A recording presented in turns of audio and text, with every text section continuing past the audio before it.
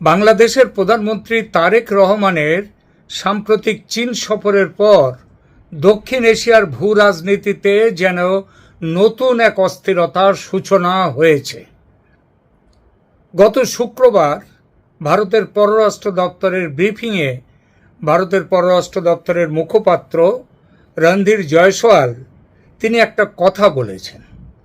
তিনি বলেছেন এই তারেক রহমানের চীন সফর এবং দুদেশের ঘনিষ্ঠতা প্রসঙ্গে তিনি বলেছেন, "We are closely monitoring the developments. We will take appropriate steps to safeguard our interest." অর্থাৎ আমরা সব কিছু নজরে রাখছি আর ভারতের স্বার্থ রক্ষায় যথাযথ পদক্ষেপ নেওয়া হবে, অ্যাপ্রোপ্রিয়েট স্টেপস। এরপর চীনের একটা বার্তা এসছে। ঢাকাস্থিত চীনের রাষ্ট্রদূত তিনি বলেছেন যে কোনো বিদেশের বাংলাদেশের ব্যাপারে নাক গলানো কথা বলা আমরা মেনে নেব না। আমরা মানে বাংলাদেশের কি স্বদেশ চীন? চীনই তো বিদেশ। তো বিদেশের নাক গলানো ব্যাপারে তোমরা মেনে নেবে না, তোমরা নাকটা গলাবে, এইটাই তো কথা। আর কালকের এই কথার পরেই কিন্তু আবার বাংলাদেশের সংসদে সেখানে আমেরিকার যে ২৫০তম জন্মদিবস আমেরিকার, সেটা পালন করেছে। তো এটা পালন করাটা খুব স্বাভাবিক ব্যাপার, কিন্তু এটা চীনের এই বার্তাটা স্পষ্টতই, অনেকে বলছেন এটা নাকি আমেরিকার দিকে, কিন্তু আমার তা মনে হয় না।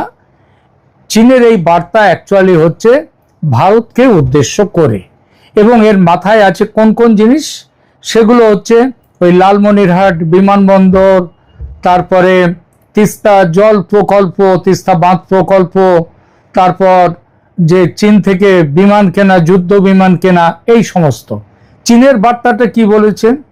চীন যে বার্তা আর একটা দিয়েছে সেটা হচ্ছে, চীন বলেছে যে সবাই যেন মনে রাখে, মানে ভারত যেন মনে রাখে নদীর উজানে শুধু ভারত নয়, ভারতের বহু গুরুত্বপূর্ণ নদীর উজানও চীনের নিয়ন্ত্রণে।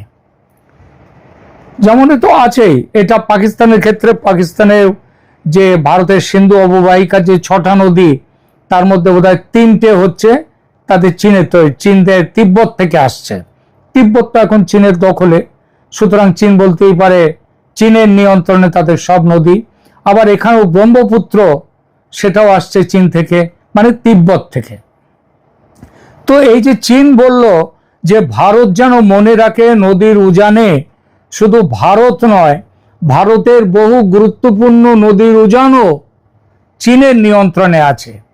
এই যে কথাগুলো বললো, এটা কি শুধুই কূটনৈতিক বাক্য বিনিময়, নাকি দক্ষিণ এশিয়ায় শুরু হতে চলেছে জল সমেত আর এক কূটনৈতিক যুদ্ধের নতুন অধ্যায়? আজকের ভিডিওতে আমরা বিশ্লেষণ করব কয়েকটা জিনিস। যেমন প্রথমে, ভারত আসলে অ্যাপ্রোপ্রিয়েট স্টেপস বলতে কি বোঝাতে চাইছে, এই কথাটার প্রকৃত অর্থ কি, ভারত কি কি পদক্ষেপ নিতে পারে, চীন কেন নদীর প্রসঙ্গ তুলল, উজানের নদীর প্রসঙ্গ, আর সবচেয়ে বড় প্রশ্ন, বাংলাদেশ কি অজান্তেই ভারত চীন ভূ রাজনৈতিক লড়াইয়ের কেন্দ্রবিন্দুতে পরিণত হচ্ছে? আমরা এই বিষয়গুলো নিয়ে কথা বলবো। প্রথমে দেখা যাক ভারতের বক্তব্য, এই যে বক্তব্য অ্যাপ্রোপ্রিয়েট স্টেপ, সেটা কেন এত গুরুত্বপূর্ণ। সাধারণত পররাষ্ট্র মন্ত্রণালয় খুব মেপে ঝুঁকে কথা বলে, প্রত্যেকটা শব্দ মেপে কথা বলে। তাই যখন ভারতের মুখপাত্র বলেন appropriate steps will be taken, তখন সেটা কেবল একটা আনুষ্ঠানিক একটা সাধারণ মন্তব্য নয়।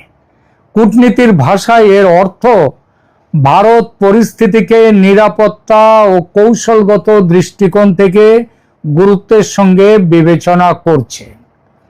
এই ভাষা সাধারণত তখনই ব্যবহার করা হয় যখন কোনো দেশের কর্মকাণ্ড অন্য দেশের দীর্ঘমেয়াদী স্বার্থকে প্রভাবিত করতে পারে।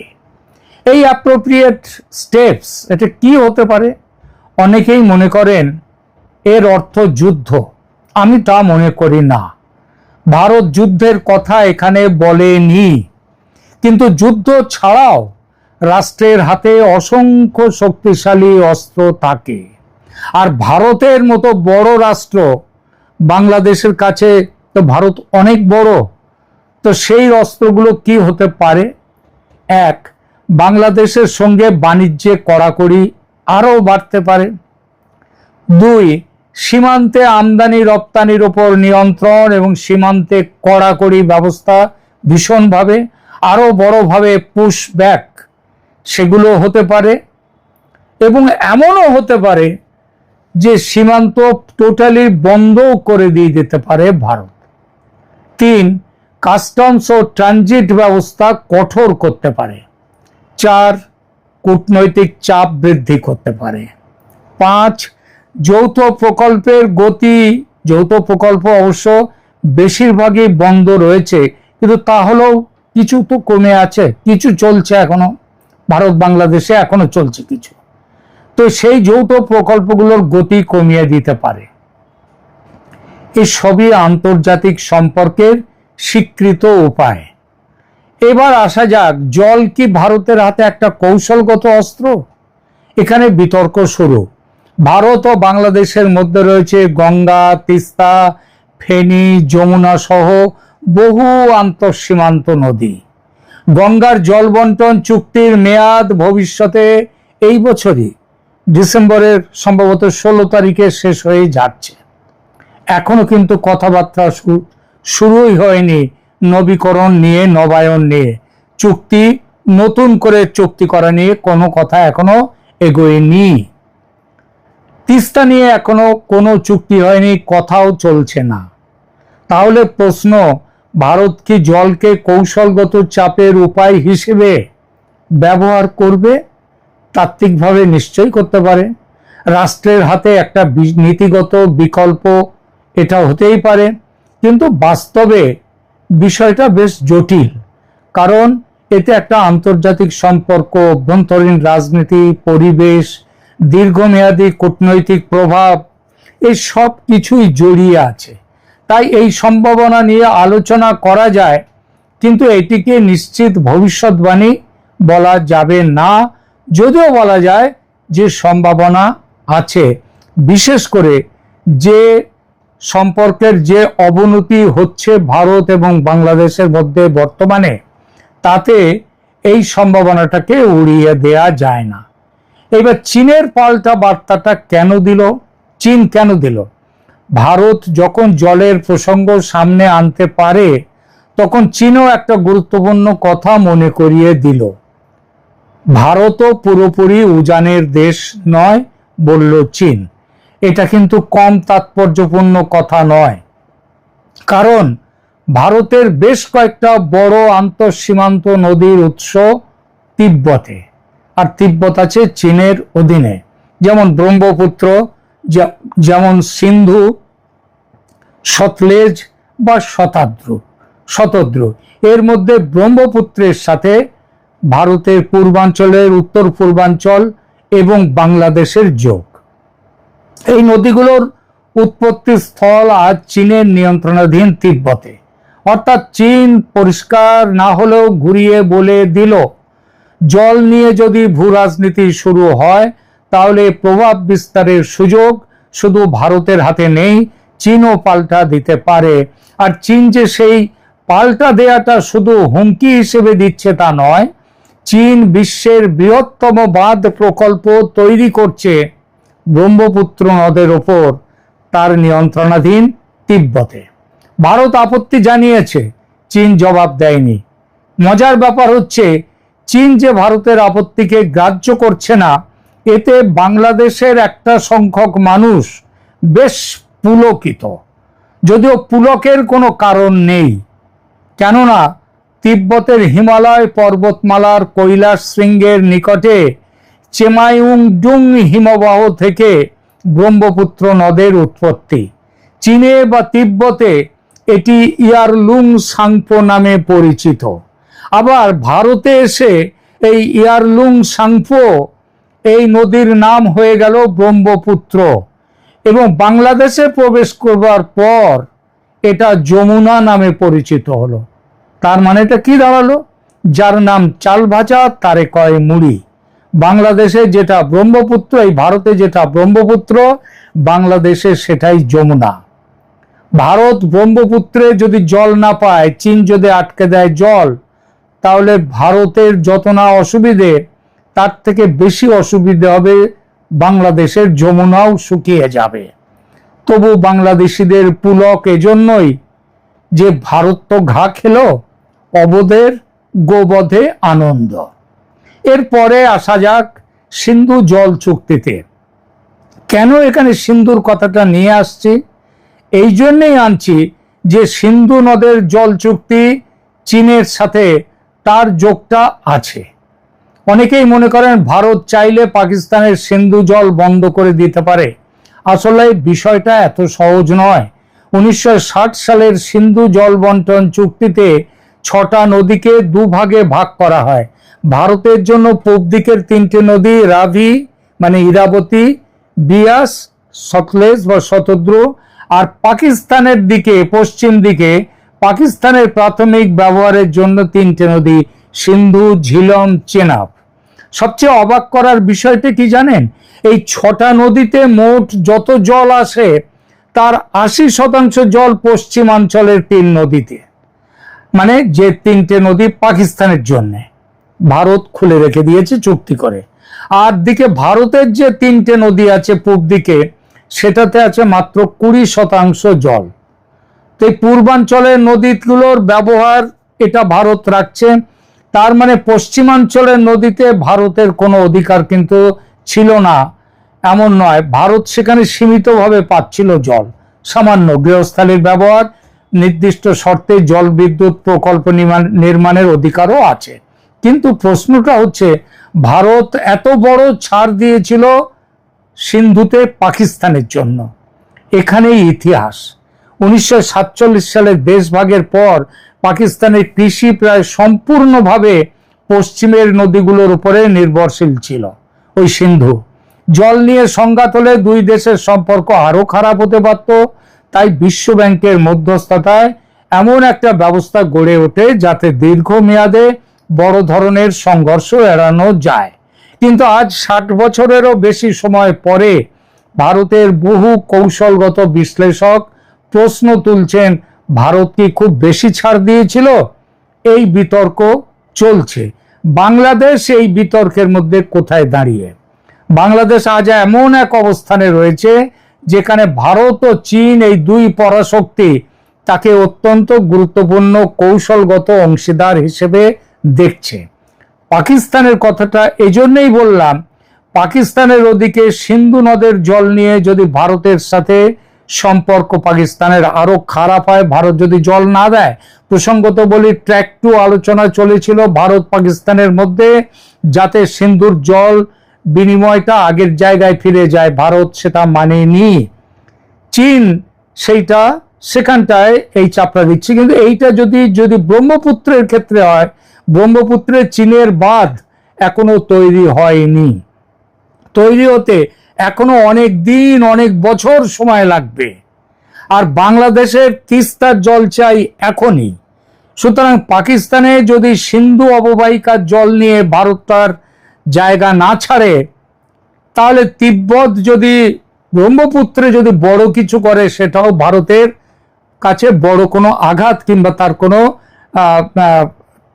এ পড়বে না, ফলাফল তার উপরে আসবে না। সেই জন্যই সিন্ধু নদের কথাটা এখানে বললাম। দুই পরাশক্তি চীন এবং ভারত দুটোই বাংলাদেশকে অত্যন্ত গুরুত্বপূর্ণ কৌশলগত অংশীদার হিসেবে দেখছে। চীন বিনিয়োগ, অবকাঠামো এবং প্রতিরক্ষা সহযোগিতা বাড়াতে আগ্রহী, আর ভারত নিরাপত্তা, সীমান্ত এবং আঞ্চলিক স্থিতিশীলতার প্রশ্নে বাংলাদেশের গুরুত্ব আরো বেশি অনুভব করছে। আরো বড় ব্যাপার, নিত্য প্রয়োজনীয় দ্রব্য, খাদ্য দ্রব্য সবকিছু বাংলাদেশের বিরাট নির্ভরতা ভারতের ওপর।